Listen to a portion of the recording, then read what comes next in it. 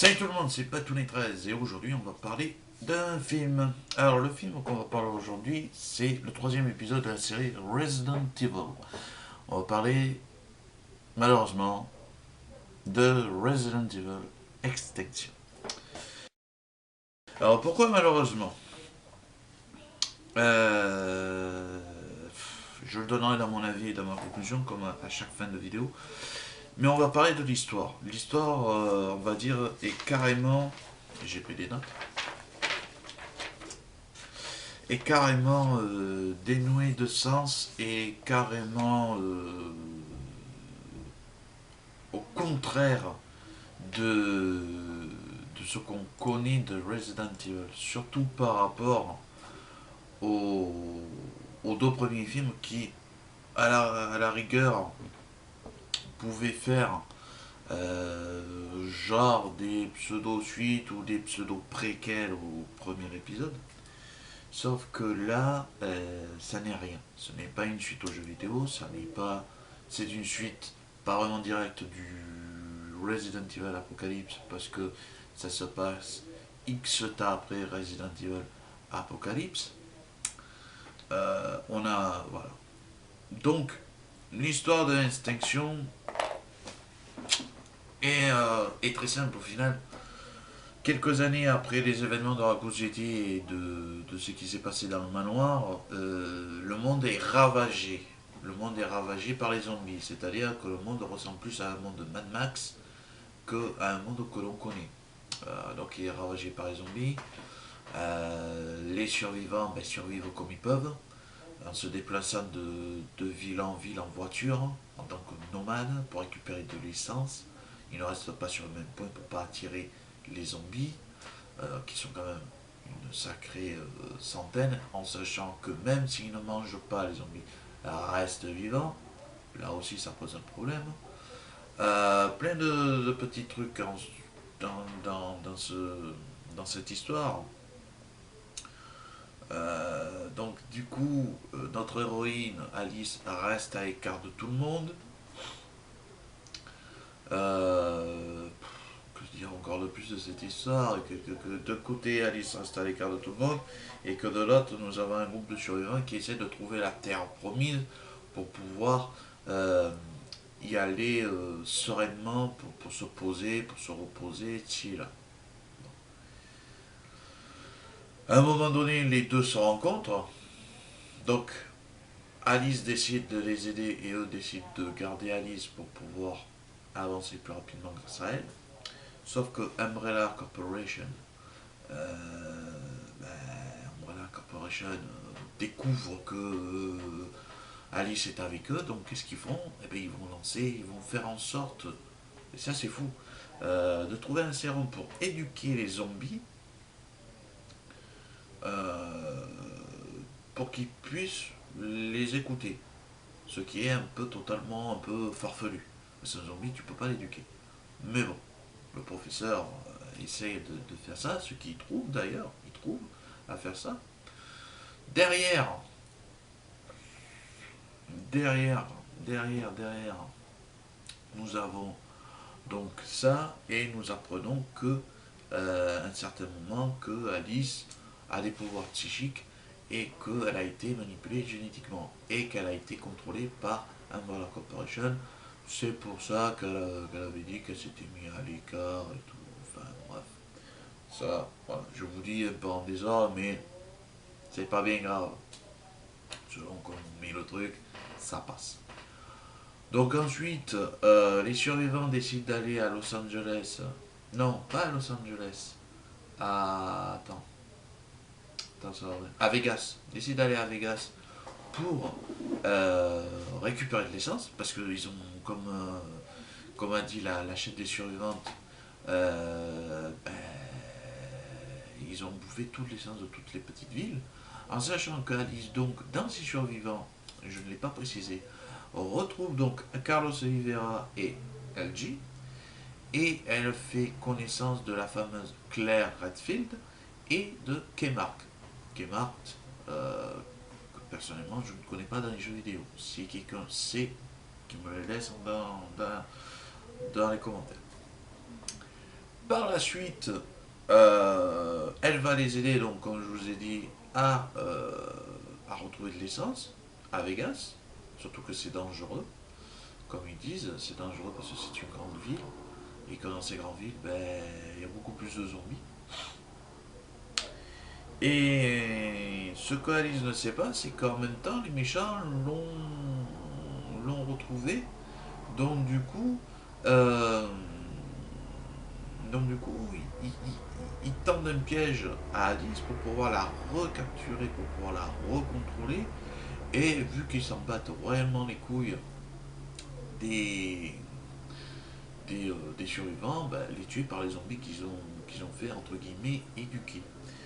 Ce qui arrive, ce qui se passe. Il y a certains survivants qui prennent l'hélicoptère, et puis, enfin, que je remette bien la situation et tout. Les survivants, grâce à Alice, réussissent à s'en sortir pour quelques-uns, pas tous.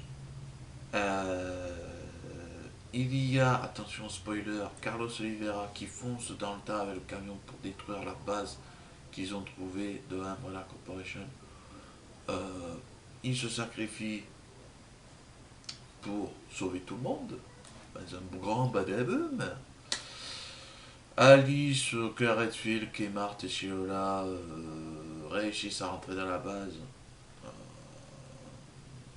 La Claire Redfield et quelques survivants prennent l'hélicoptère pour aller à la fameuse île Terre Promise.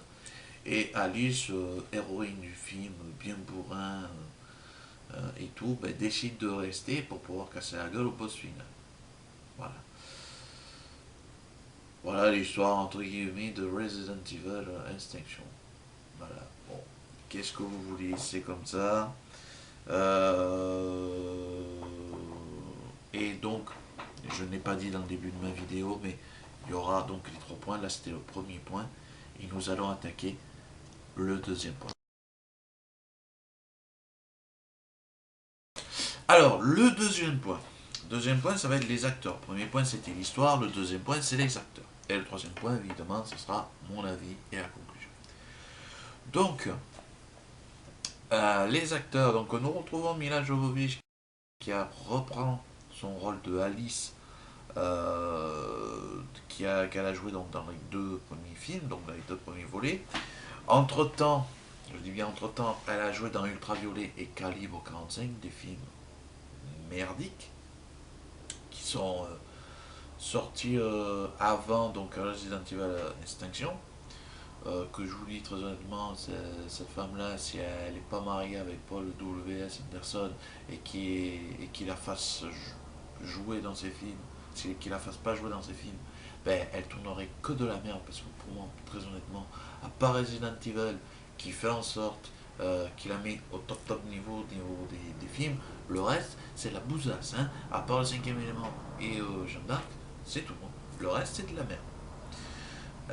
Nous retrouvons dans le rôle de Claire Redfield Ali Letter, qu'elle a été découverte dans la série de films, enfin, du moins dans les 2 premiers films, Destination Finale 1 et Destination Finale 2. Voilà, bon après elle a fait quelques petits rôles de films, de séries et tout.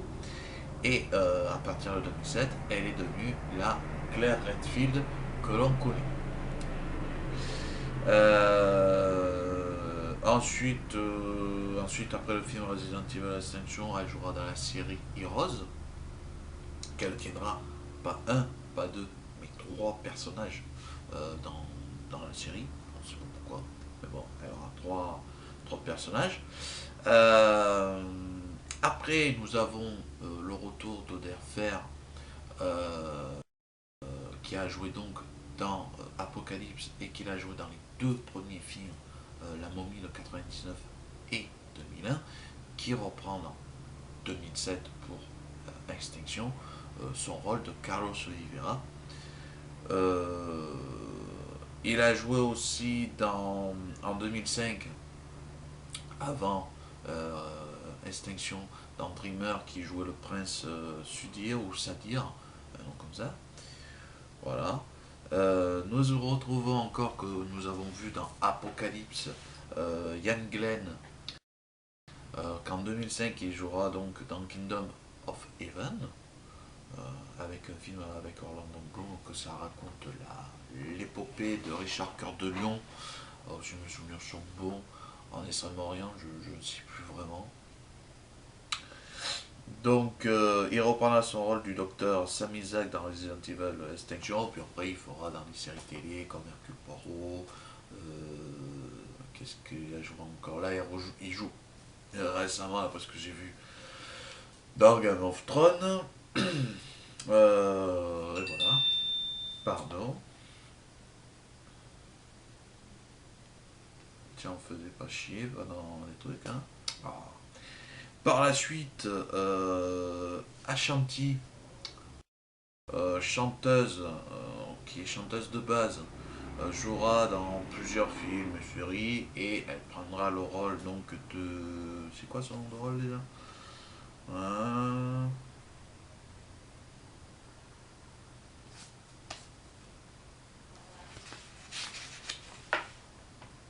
bah, je sais pas son nom. J'ai pas son nom de rôle qu'elle jouera, bon c'est pas grave. Du coup, Ashanti, vous cherchez, vous trouverez sur Wikipédia.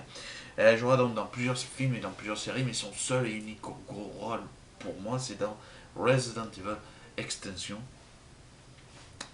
Par la suite, nous avons donc Mike Epps donc, qui tient le rôle de LJ pour la seconde fois dans Extinction, qui est donc, comme tout le monde le sait, le cousin de Omar Epps, qu'il avait joué dans la série Doctor House, puis après Resident Evil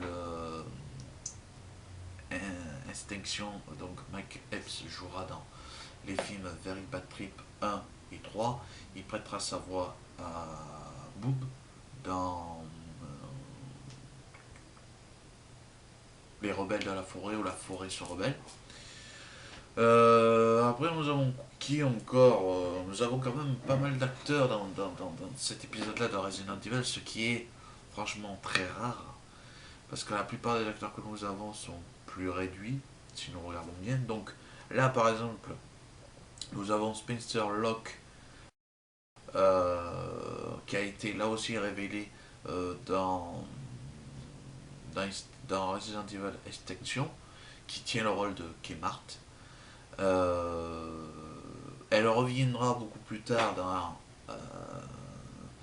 dans d'autres films et suites de Resident Evil, mais je ne vous dis pas lesquels, je garde la surprise. Ensuite, nous avons Chris Egan qui jouera dans Eragon. C'est pas le film le plus mémorable et qu'on se rappellera tous, même si il y a quand même Robert Carlyle, Jeremy Irons, Robert Carlyle, oui, Robert Carlyle, c'est là. Donc il jouera donc dans le Resident Evil Extinction dans le rôle de Mickey. Puis en 2009-2010, il jouera dans deux petits films, Crash en 2009 et Lettre à Juliette en 2010. Puis il fera son bon petit bout de chemin d'acteur dans les séries télé, voilà, plus dans la série télé que dans le cinéma, ce qui est, on va dire, un peu normal vu les films qu'il a tournés. Ensuite, nous avons Jason O'Mara qui tiendra dans celui-ci, et non, c'est uniquement celui-ci qui tiendra le rôle de Albert Wesker. On le verra par la suite et avant dans la série The Closer. Dans la série aussi Life on Mars. Puis dans la série de Spielberg, vraiment l'immensité série de Spielberg qui s'est foutu la gueule par terre parce que malheureusement il n'y avait pas assez de dinosaures, et je l'ai vu, je peux le dire, qui s'appelle Terra Nova, qui a une seule saison. Et il continuera sa carrière d'acteur dans les séries télé. Et là, dernièrement, il joue dans la série Marvel's Agent of Shield. Voilà, bon, il fait une bonne petite carrière. Derrière, il y aura Madeleine Carroll. Oh, par contre, je lis les notes, hein, je vous le dis direct. Euh, qui sera révélé, d'accord, qui sera révélé dans Père Noël Super Givré en 2006. Puis en 2007, elle tiendra le rôle de la Reine Blanche. Vous voyez l'hologramme. Et bien, ce sera elle. Et ensuite, elle sera dans les séries télé. Voilà. Nous avons qui encore? Ah oui, nous avons Matthew Maddensen. Euh, que là aussi il sera, j'utilise beaucoup le mot révélé, mais ils sont tous révélés dans un film. Donc il sera révélé dans La Chute du Faucon Noir en 2001, et par la suite il jouera dans Anaconda en 2004, puis en 2006 dans Dead or Live. Vous imaginez le style de film qui tournera après, surtout qu'il a été révélé par le Faucon dans La Chute du Faucon Noir, puis il fait des films de merde. Puis il tiendra le rôle du Captain Alexander Slater dans Transformers. Il jouera dans John Rambo en 2008. Il reprendra son rôle de Slater dans Transformers 2. Et puis... ah non, non, non, je me gourre. Oh Batou, tu te gourres. Ah oui, Batou, tu te gourres. Et non, en 2007, dans Resident Evil Extinction, c'est le capitaine Slater. Oh, Batou, tu te trompes, hein. Ouais, les lunettes, elles sont pas bien faites. Ouais, je le sais, les lunettes, elles sont pas bien. Non, il jouera dans Transformers, dans John Rambo en 2008, et dans Transformers 2 en, en 2009, en sachant que Transformers et Resident Evil Extinction sont sortis le même jour. Enfin, le même jour, la même année, 2007. Puis il continuera sa carrière d'acteur, là aussi, dans les séries télé. C'est drôle, hein. Ah, c'est drôle. Et après, nous avons pour moi l'acteur le plus ancien de cette série de films de Resident Evil, qui est Lyndon Ashby. Alors, Lyndon Ashby, il a été révélé en 95 dans Mortal Kombat par le fameux Paul W.S. Anderson. Par la suite, il jouera donc en 2002 dans Sniper 2, en 2004 et 2005 dans Cess Scream 2 et 3. Il prendra le rôle donc en 2007, il jouera dans Resident Evil Extinction. En 2010, il jouera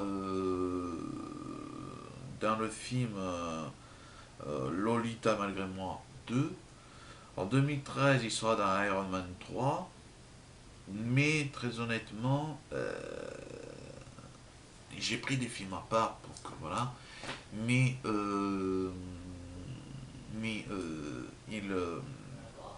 il fera sa plus grande carrière au niveau des séries télé. Et surtout, il aura joué dans les Feux de l'amour. Avec Victor Newman. Donc voilà, quoi. Ces acteurs-là, si on regarde bien, n'ont pas réussi par la suite. Ou alors n'ont pas réussi tout court dès le début de leur carrière cinéma. Ce qui est dommage, parce que imaginez si le film avait été donné par un autre réalisateur que Paul W.S. Anderson, que les scénaristes soient autres que ces scénaristes à lui, et que les acteurs, ben, ils auraient été choisis beaucoup mieux, et que la série de films Resident Evil aurait été mieux faite et suivie par les jeux vidéo. Parce que nous, les fans, que nous aimons les jeux vidéo, qu'est-ce qu'on aime voir quand on voit un film qui a été tiré de jeu vidéo? Ben, tout simplement, le jeu vidéo, mais en live. Voilà, voilà. Bon, ben allez, on attaque le troisième point. On attaque le troisième point.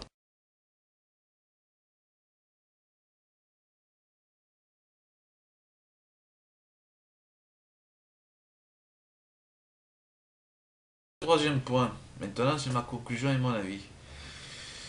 Ma conclusion et mon avis, très très honnêtement, ben, ce film, pour moi, est parti en couille royalement parce que, comme ils ont dit, allez, quitte à faire de la merde, on l'a fait jusqu'au bout. Donc, du coup, ben, ils ont fait de la merde jusqu'au bout. Euh, ils ont mis un monde post-apocalyptique dans Resident Evil dans un monde qui ne devrait pas être post-apocalyptique. Parce que si nous regardons bien les jeux vidéo de Resident Evil, ils ont toujours une ville ou quoi, mais c'est par des terroristes. C'est-à-dire que la ville est attaquée par les terroristes, qu'est-ce qu'on envoie? Bon, on envoie l'armée, on envoie le truc, on envoie le truc compétent pour faire le truc. Là, c'est carrément, ils ont fait du Mad Max. Pour moi, sur Resident Evil, c'est du Mad Max. C'est un gros film à gros budget de série B. Parce que tu lèves le nom du film Resident Evil de ça, tu sais pas les noms des personnages des héros aussi. Là. Tu changes les noms des héros, tu changes le nom de la compagnie. Ou quoi, pour moi, c'est un film de zombies série B. Voilà. Et très honnêtement, je vais te dire un truc. Hop, si j'ai là, je vais te le montrer. Je préfère mieux me regarder. Ouais, il est là.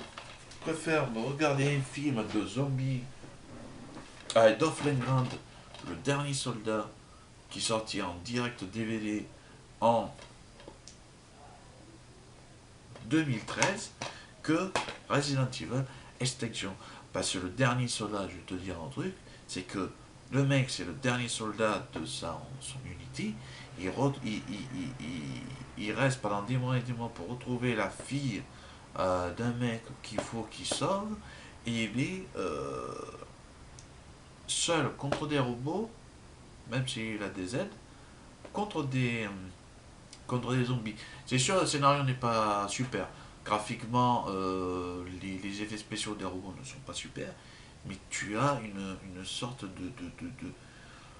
d'impression de renfermer parce que le mec il est seul et moi j'aime ce film. C'est sûr, c'est pas un super film, c'est un bon film série B. Voilà, avec un petit budget, pas énorme, mais tu kiffes, tu kiffes, tu kiffes. Le Resident Evil Extinction, pour moi, non, tu kiffes pas. Pour moi, le dernier soldat, c'est un Resident Evil Extinction. C'est ce que aurait dû être Resident Evil. C'est-à-dire dans un enclos clos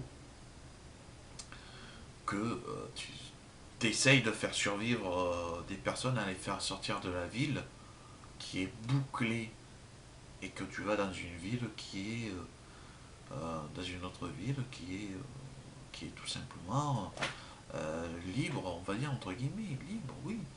Voilà, c'est pour moi ce film-là est la descente aux enfers de Resident Evil. Heureusement que ceux qui ont inventé Resident Evil ont vu le massacre et ont décidé de répliquer avec leur propre film euh, numérique. Heureusement, parce que les derniers films, donc que ce soit Day Generation ou je n'ai plus l'autre nom de ce Resident Evil, mais je vous mettrai l'image.